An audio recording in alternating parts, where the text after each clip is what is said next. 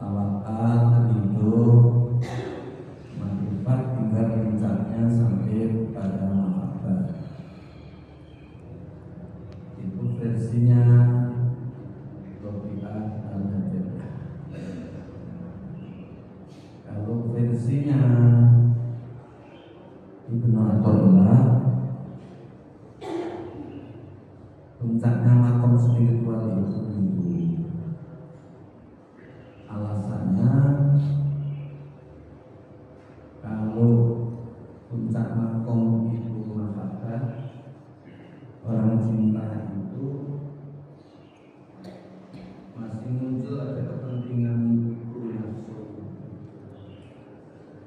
kalau kita mencintai uang, ingin untuk menguasai banyak uang.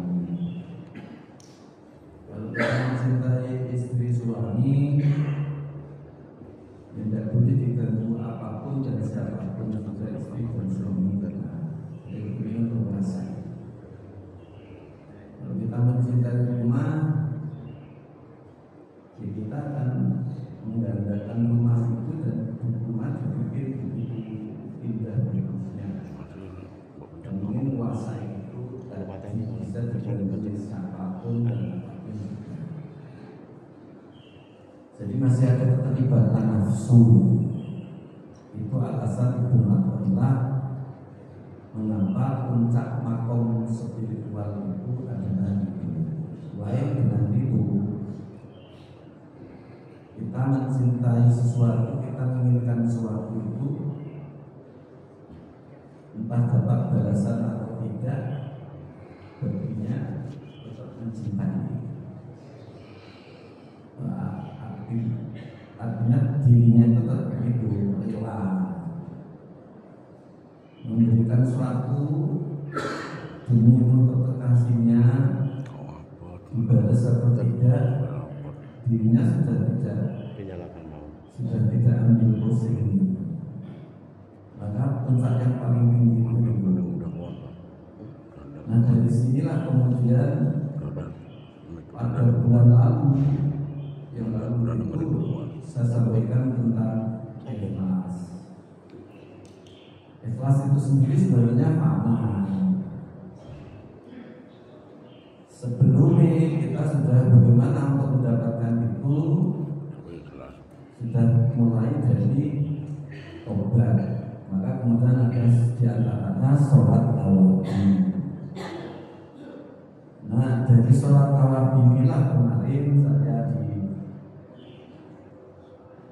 beberapa jamaah ada yang masih butuh penjelasan lanjut karena belum sepenuhnya paham tentang sholat tawadhu. Ya tadi tak sampaikan sebenarnya pada pagi ini sudah tak siapkan untuk menyampaikan materi tentang tanda-tanda orang yang dibersihkan hatinya sekaligus dipersiapkan untuk mendapatkan puncak spiritual setelah menjalankan menunaikan tanda pertama, yaitu bertobat dengan diantaranya sholat tawadhu.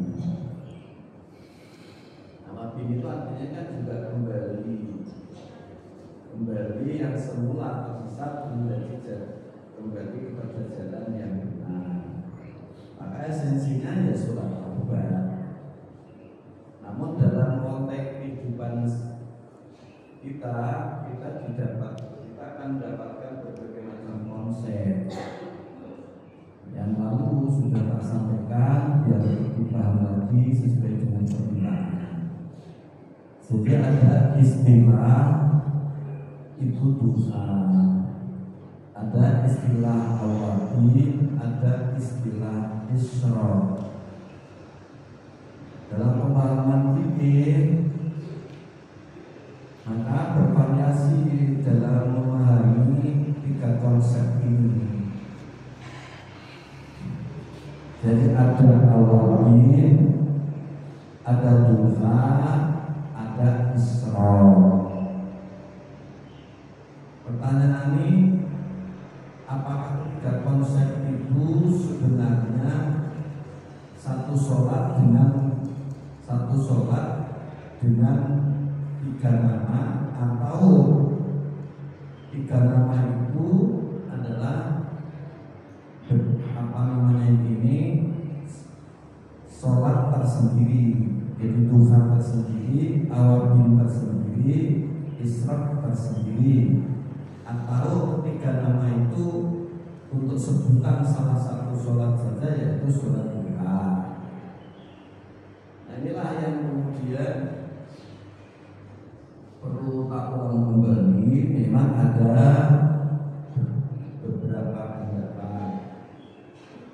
Jumhur ulama menyampaikan bahwa sholat awabin itu ya sholat duha, sholat isyraq itu juga sholat duha. Nah, tapi menurut Imam Syafi'i beda antara sholat duha dan sholat awabin. Mazhab Syafi'iyah saja pun juga berbeda pendapat. Kalau Al-Qayyubi dalam taklimat pengantar tentang duha itu sama antara isyraq dan duha. Bisa dibaca itu. Jadi kalau Al-Qayyubi itu taklifan ala qawlihi, Imam Qayyubi berkata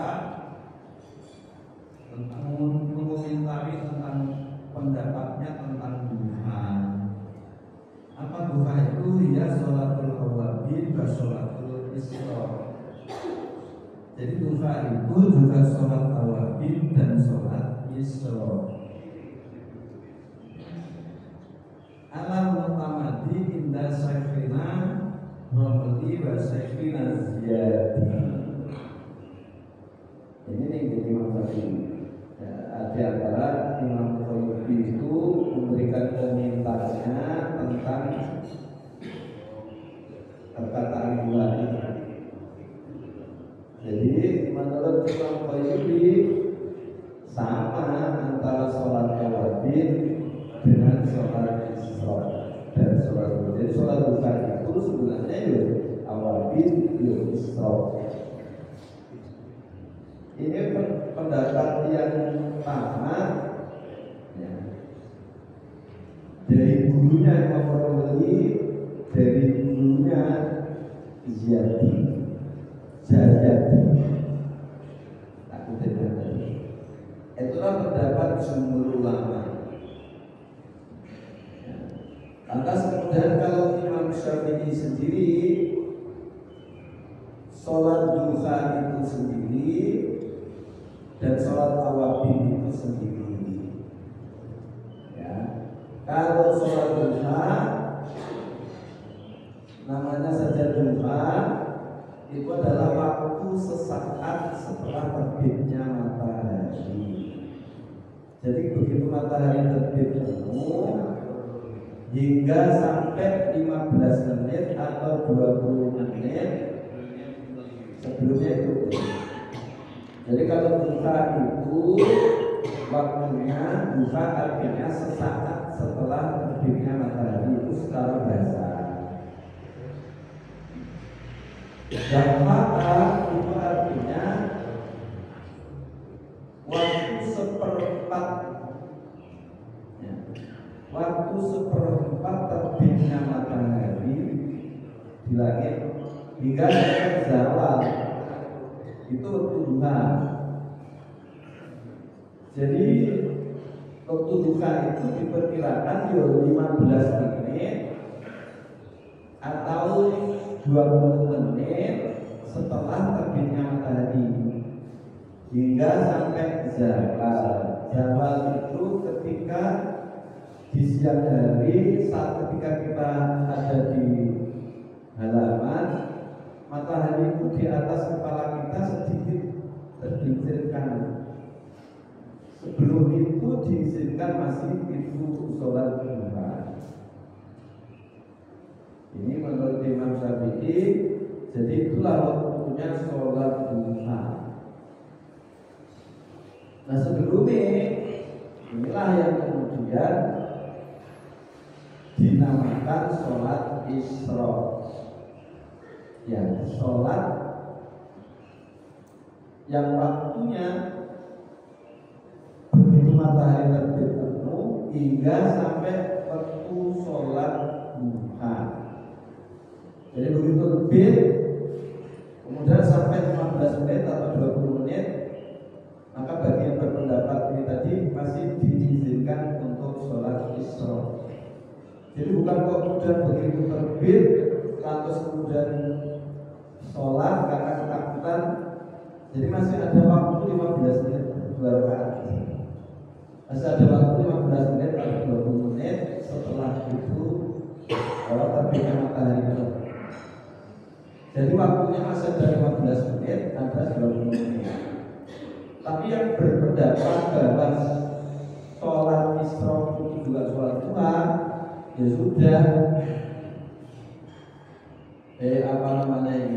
Isyraq itu tiada, tapi itu juga duha pada waktu awal. Terserah kalau pendapatnya demikian, artinya bervariasi pendapatnya. Kalau Imam Ghazali dalam Ihya Ulumuddin yang terkenal itu nanti jilid 1 halaman 303 itu dibuka, bedakan antara sholat duha, sholat isyraq dan sholat awabin. Itu Imam Ghazali. Jadi sholat isyraq itu tersendiri, sholat duha tersendiri, dan sholat awabin itu tersendiri. Jadi kalau sholat isyraq, ya tadi sudah tak sampaikan waktunya, tidak usah tergesa-gesa. Kalau satu misal di sini ada kajian, bukan kajian itu masih ada dalam waktu 15 sampai 20 menit, masa 2 rakaat sampai 15 sampai 20 menit. Dahulukan kajian ini gitu. Ben tuntas, ben sempurna, nanti biar ada sepotong-potong itu apa pemahamannya terhadap apa yang kita sampaikan. Nah, lantas kemudian al-awabin, kembali kepada Imam Syafi'i tadi kan sholat duha itu termasuk isyraq. Terus kemudian membedakan kalau awabin itu sholat yang dilakukan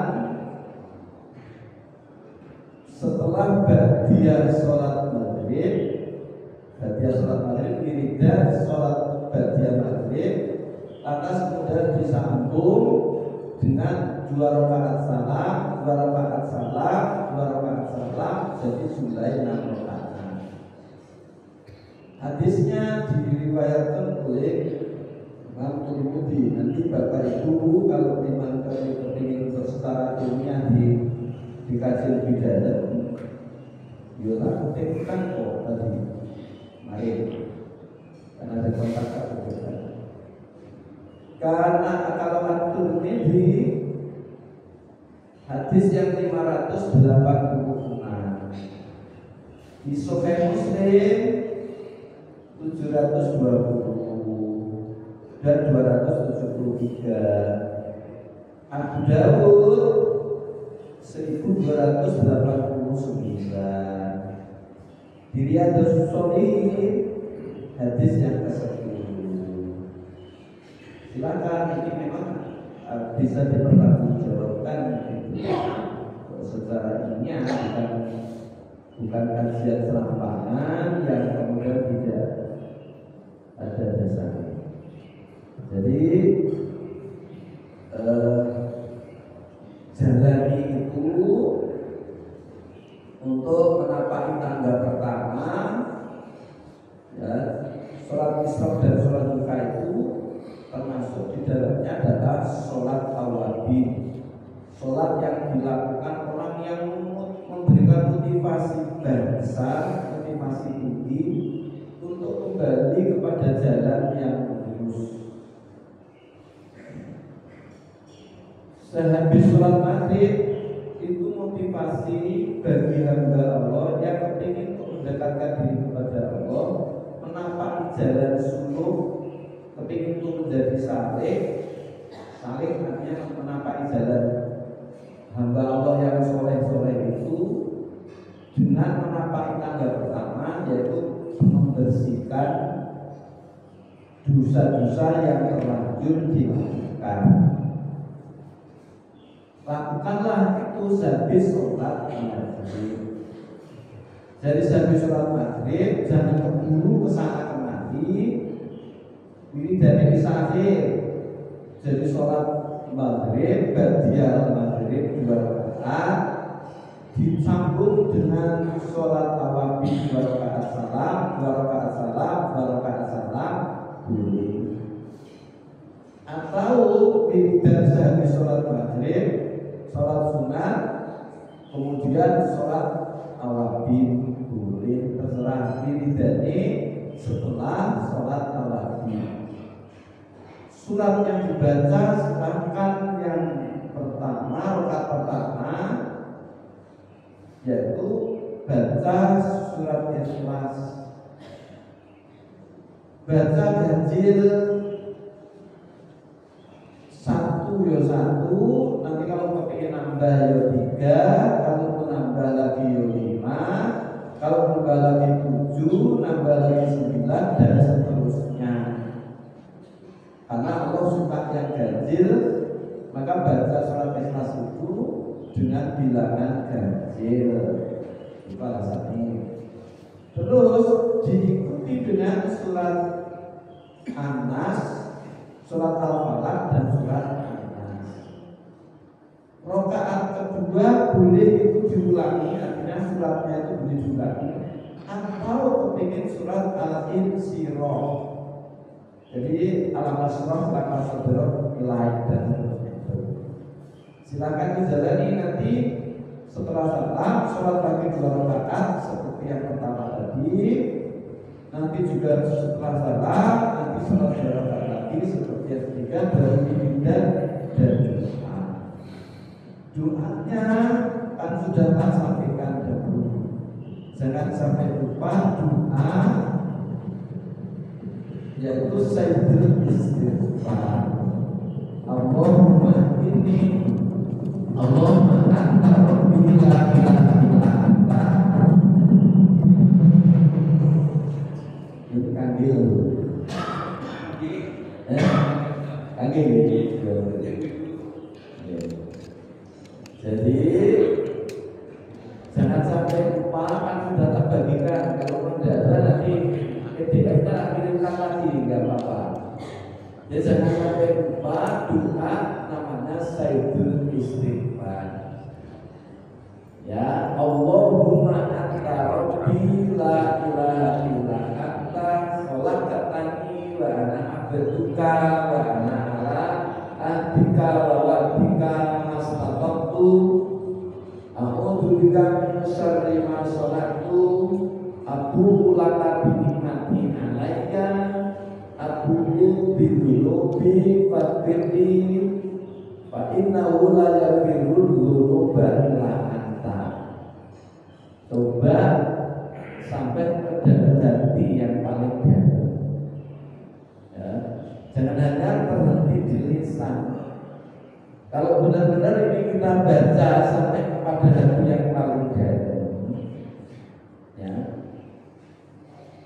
nanti akan usul, nanti akan nyambung pada Gusti Allah.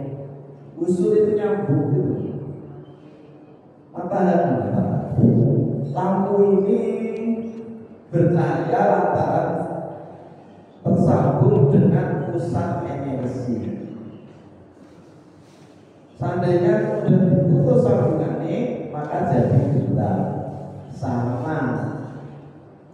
Kalau kita kepingin hati kita selalu bercahaya dan terima cahaya Allah, usul sambungan terus. Kalau nanti disambung hati bercahaya, nggak bingungan, ya, nggak bingungan, tetapi sudah ini tenang hidupnya, tentram hidupnya. Sudahlah, apapun yang akan menimpa pada kita, dia akan tetap tenang, dia akan tetap tentram. Itulah orang yang usul. Usul itu nyambung. Nanti dibuka aja lah Al-Toha ayat 124. Yang bunyinya Alhamdulillah minasyaitonirrajim bismillahirrahmanirrahim. Wa man a'rada an dzikri fa inna lahu ma'isyatan dzanka wa nahsyuruhu yaumal qiyamati a'ma. Barang siapa yang berpaling putus zikir kepada Allah, dia tidak usul lagi, tidak nyambung lagi, maka baginya inna lahu ma'isyatan dzanka, baginya kehidupannya kalau ankabut, dan tenang, resah, gunda, gulana jadi satu. Itu kan udah nyambung. Karena hatinya gelap, bingungan. Gitu. Maka sholat awal ini bagian dari untuk tadi nyambung terus tadi. Kalau saya hitung, kalau sholat qiyam maghrib dan maghrib bisa sampai 32 rakaat semalam, sampai dikirim, sampai tahajud malam. Kalau memang itu benar bisa jadi benar. Jadi itulah, maka jangan sampai tadi kita sampaikan, jangan sampai ada dua ini. Allahumma anta rabbi, ya Allah Tuhan kami, Engkau adalah Tuhanku. Allahumma anta rabbi, Engkau adalah Tuhanku. La ilaha illa anta, tidak ada Tuhan, tidak ada ilah kecuali Engkau. Khalaqtani, Engkaulah yang menciptakan aku ini. Jangan kemudian kita tiba-tiba ujung-ujung kalau bahasa Jawa ini. Lantas kita seperti ini tidak, asalnya kita tidak ada. Kemudian ada yang mengadakan. Yang mengadakan itu dahulu ada dan tetap ada, walaupun itu yang ada ini tidak ada. Maka bisa dari itu sholat tani. Engkaulah yang menciptakan aku.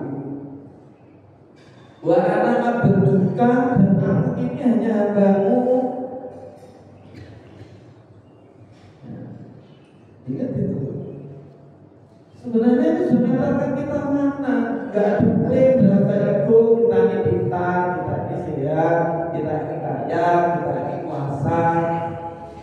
Maka semuanya adalah genggaman Allah. Kita yang nyatakan dan kita. Gak ada siapapun apapun yang efek pada kita. Jika Allah tidak menghendaki, maka di surat Tabarak Al-Mulk ayat 1, Tabarakalladzi biyadihil mulku wa huwa ala kulli syai'in qadir. Ingat itu tadi, doa tadi, ingat ayat ini. Maha suci Allah yang di tangannya lah segala kerajaan itu. Kalau di dunia ada raja di raja, ada negara soleh dan negara. Gak ada yang bukan dari negara. Karena semua ciptaannya Allah. Wa'ala kulli syai'in qadir, tidak ada yang lepas semua yang ada di dalam bahasa Allah. Maka kalau sakit dirinya tidak akan keluh. Kalau sempit rezeki dirinya tidak akan keluh. Orang yang musuh tadi selalu nyambung kepada Allah, tidak ada positif thinking. Husnudon. Ada perlunya dua. Inilah yang nanti mengatakan kita mana dan tidak ada.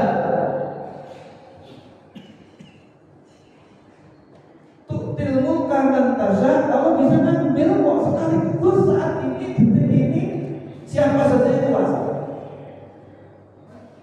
Waktu instrumen tasya, dan Allah itu bisa muliakan siapa saja yang tidak jauh. Tetapi sebaliknya waktu instrumen tasya, Allah bisa menghinakan siapa saja. Jadi kalau kita sekarang dihormati, itu kehendak Allah. Kalau kita sekarang ada kehendak Allah, nah, tidak ada klaim-klaim ikut. Nanti dikatakan kita ada takut, ada khawatir, ada semangat, semua dalam kehendak Allah. Waktu instrumen tasa, waktu zilman tasa, biadikal khair, wa huwa ala kulli syai'in qadir. Dalam genggamanmu ya Allah, dalam genggamannya Allah segalanya dikuasai. Menyambung, wah itu disambung terus.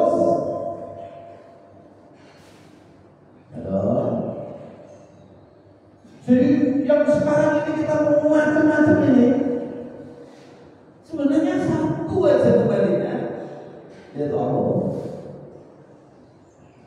Itu hamba Allah, hamba Allah, hamba Allah, hamba Allah, hamba Allah, hamba Allah, hamba Allah, hamba Allah, hamba Allah, hamba Allah, hamba Allah. Ini termasuk hamba Allah. Soleh tidak ada, itu diadakan. Nggak ada gerak digerakkan, nggak ada ngomong diomongkan. Kalau ini diresapi benar, yang mana itu di situ. Kalau tidak pernah dikaji, itu tersesat, yang macam-macam kan gitu. Itulah karena kita sudah musnah, kita sudah tidak apa, kita sudah tidak lihat, sudah tidak ada klaim-klaim macam-macam sudah ada.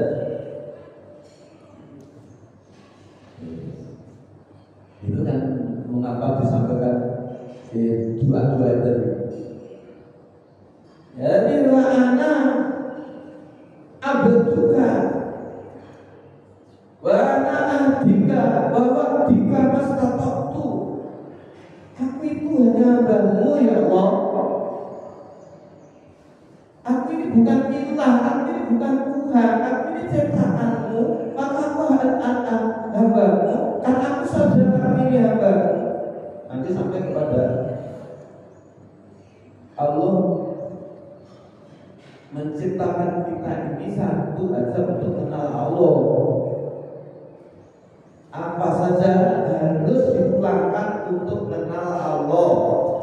Belajar tafsir untuk kenal Allah, belajar fikih untuk kenal Allah, belajar hadis untuk kenal Allah, belajar biologi untuk kenal Allah, belajar fisika untuk kenal Allah, belajar ekonomi untuk kenal Allah, belajar sosiologi untuk kenal Allah, belajar politik untuk kenal Allah. Kalau karena itu sunnahnya, kalau kemudian tidak bawa kita kenal Allah, itu namanya tersesat.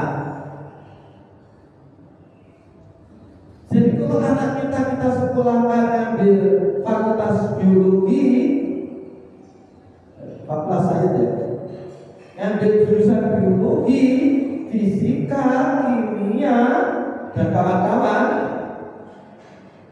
Kalau kemudian tidak tambah imane, tidak tambahnya ilmu tapi tidak tambah imane, tidak tambah amale, tersesat. Karena Allah untuk kanzan mahfiyah, fa'abtu anku rofan, fa'khalaqtu khalqa arabi arafuni. Aku ini perbendaharaan yang tersembunyi, yang tersimpan.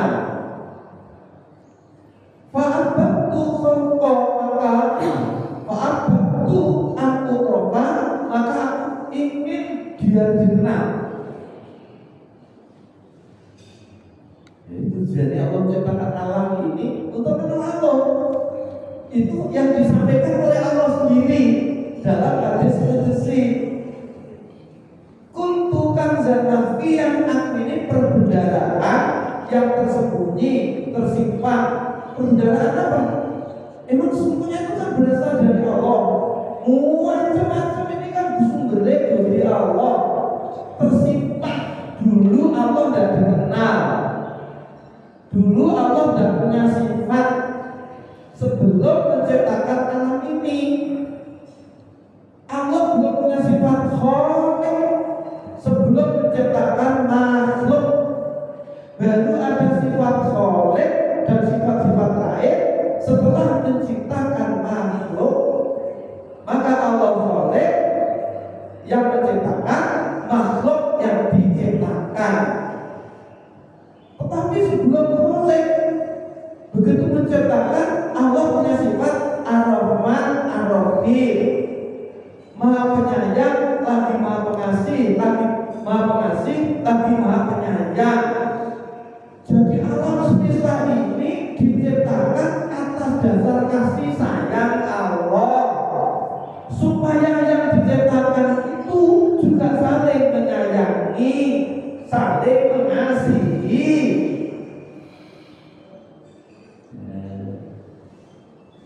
Karena kita kafir Allah,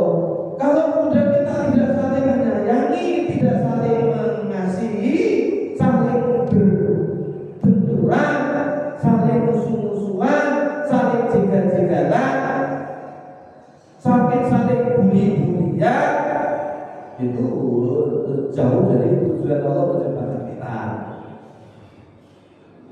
Coba tanyakan kayak gini. Jadi Allah menciptakan kita untuk kenal Allah. Maka kholakku Allah ciptakan manusia. Allah alam semesta termasuk di dalamnya manusia. Lihat matahari harus mengantarkan kepada kita kenal Allah.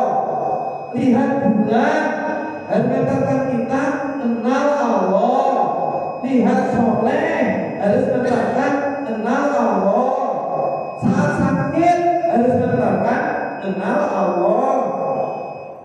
Dan seterusnya. Ini kata kalau tidak semuanya dapat kenal Allah ya selesai. Maka wa ana abduka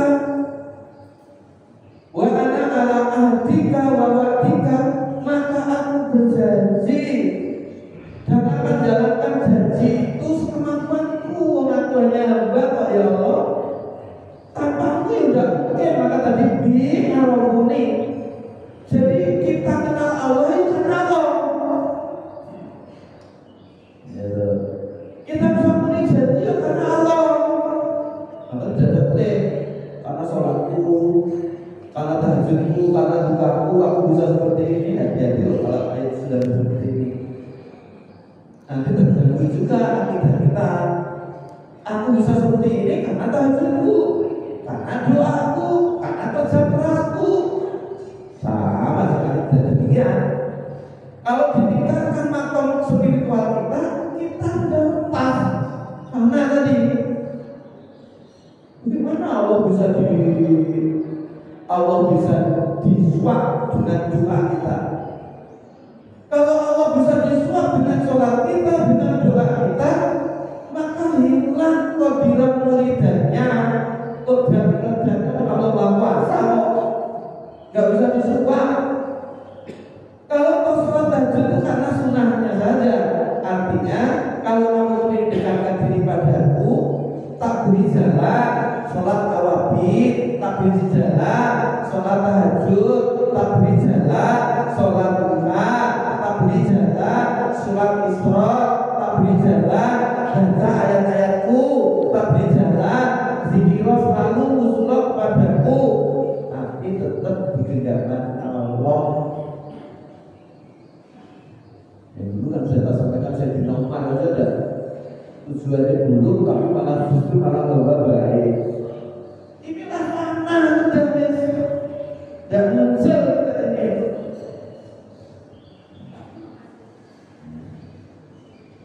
Dinate nanti. Terus aku dulu kami syarima sonatu. Aku berlindung ya Allah kepadamu dari perbuatan duluku. Karena sesuatu kan bisa jadi cintanya kepada dunia berlebihan, melampaui batas hingga kena surat Al-Haqqah takasur hatta zuntumul maqabir. Na'udzubillah min dzalik. Jangan sampai cinta kita kepada dunia melupakan hakikat diri kita sebagai makhluk, dan itu dunia itu untuk sarana kenal Allah. Kalau sampai terlempar jauh hingga sampai lupa sholatnya, kalau kita jadi sampai lupa Gusti Allah, sampai lupa istri, anaknya, suaminya, hanya karena dunia pada itu. Untuk kenal Allah tadi, itu namanya tersesat dan terlempar jauh, tersesatnya itu. Sampai jamaah masjid saja jarang nggak pernah, majelis taklim ngaji nggak pernah. Kalian ada di sini uang kerja, ya itu namanya terlempar jauh, nggak sesuai dengan maksud tujuan Allah menciptakan hambanya tadi. Maka doa itu selalu bacalah hingga sampai hati yang paling dalam. Terus aku ulangkan binikmati alaya. Aku sadar kok ya Allah,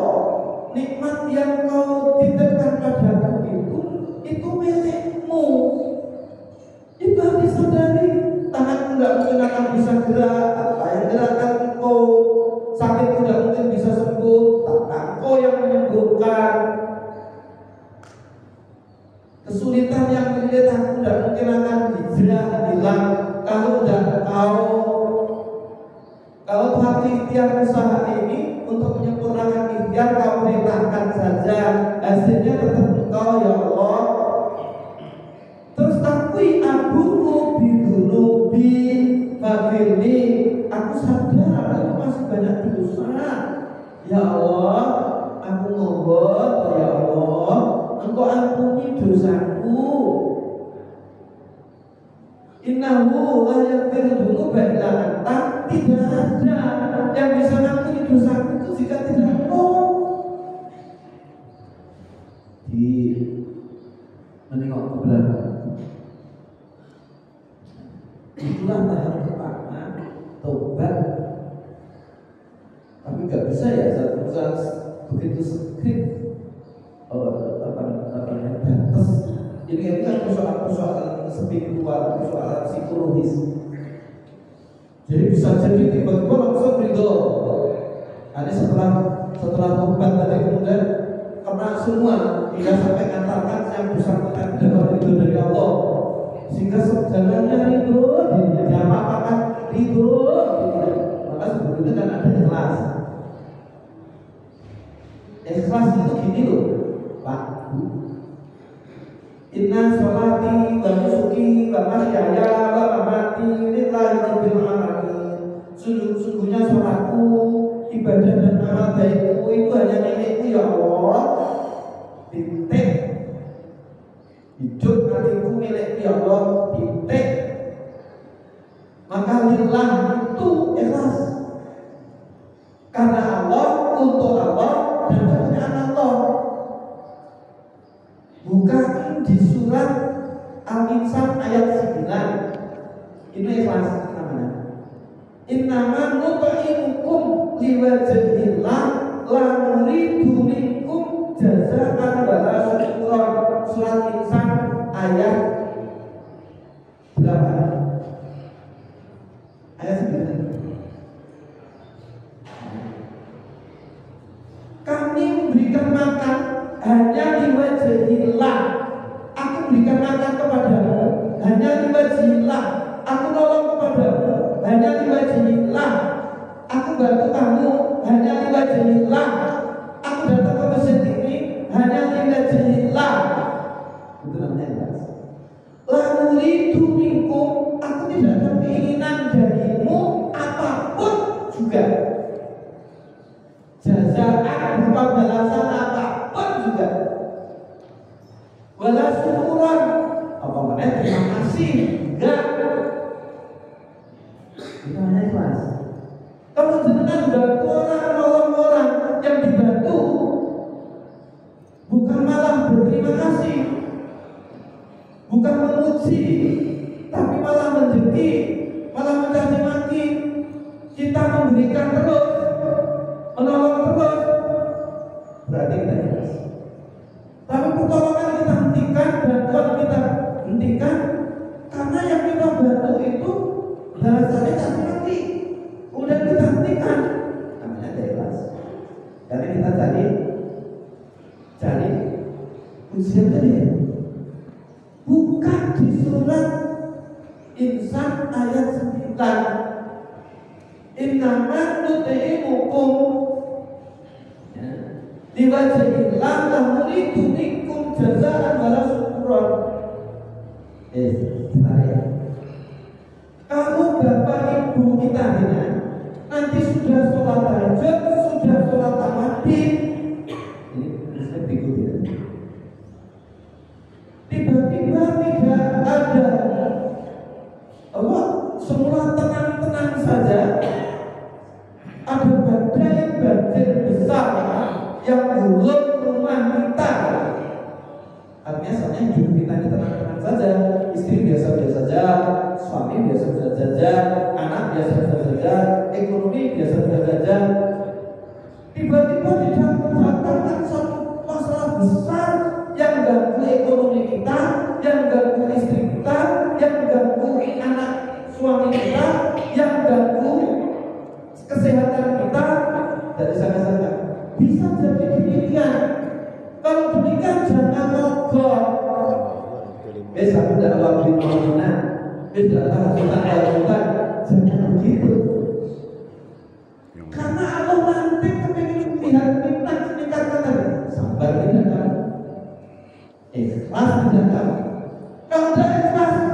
berhenti juga dengan sakitnya, awabinnya itu, tahajudnya tadi, berhenti juga awabin dan tahajudnya karena sakit rezekinya tadi. Nah, tadi ayat surat Al-Baqarah sebenarnya.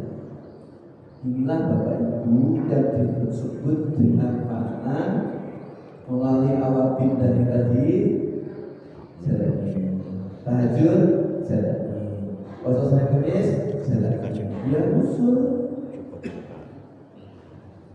sana kemari. Nanti mungkin pada saat-saatnya kita bikin nafas Allah sehingga bisa jadi al-lisanu bis-sudri wal batinu wal qalbu bil haq. Al-yadu bis-sudri al-qalbu bil haq. Tangannya memang sibuk jalankan aktivitas, lidahnya memang ngomong, tapi hatinya padahal itu dilatih dengan zikir nafas. Zikir nafas Allah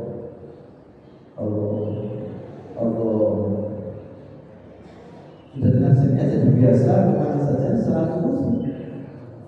Nanti di lain waktu sudah jam 5 seperempat mudah-mudahan apa yang kita sampaikan sudah paham ya, sudah apa sudah paham ya.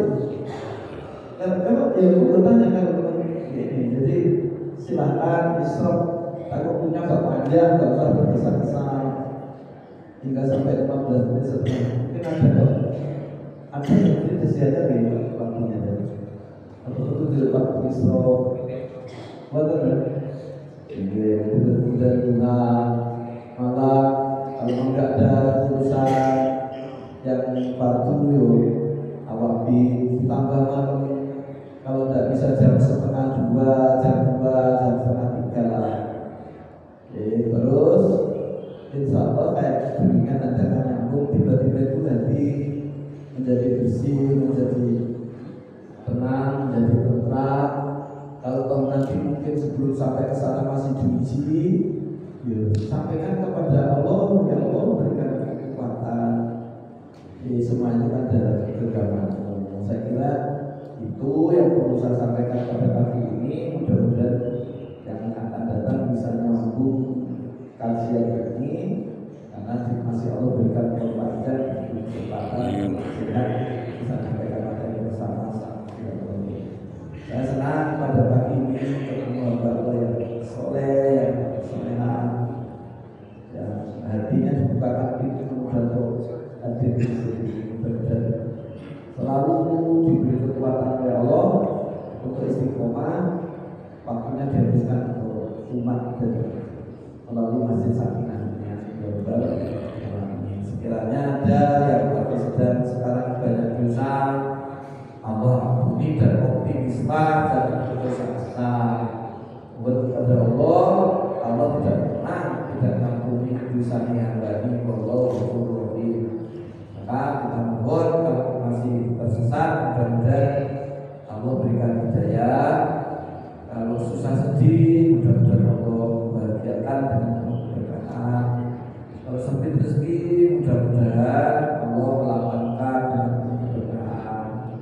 Kalau istri, suami, anak, keluarganya belum sesuai dengan harapan, mudah-mudahan Allah memberikan sesuai dengan harapan kita. Anak cucu-cucu kita jadi ada soleh dan soleha. Mudah-mudahan kita semua kita jadi tambah pada pelajaran sampai anak cucu-cucu kita ini berada dalam kesesatan dan meninggal dunia bukan dalam keadaan Islam. Mudah-mudahan semua dalam keadaan. Mudah-mudahan kita selalu diberi kekuatan oleh batin menjalankan segala perintahnya, menjauhi segala larangannya.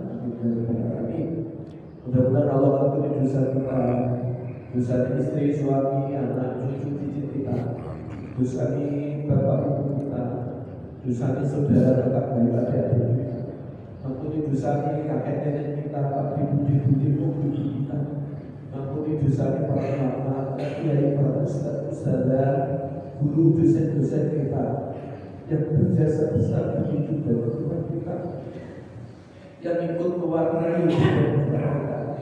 Mudah-mudahan negeri ini pimpinannya diberi hidayah, diberi petunjuk, sehingga meletakkan bangsa ini menjadi bangsa yang tenang, yang tentram, yang bangsa yang berdatang ibadah. Bagi jamaah ini khususnya mudah-mudahan Allah memudahkan segalanya dengan petunjuk keberkahan. Kalau ada kesulitan, mudah-mudahan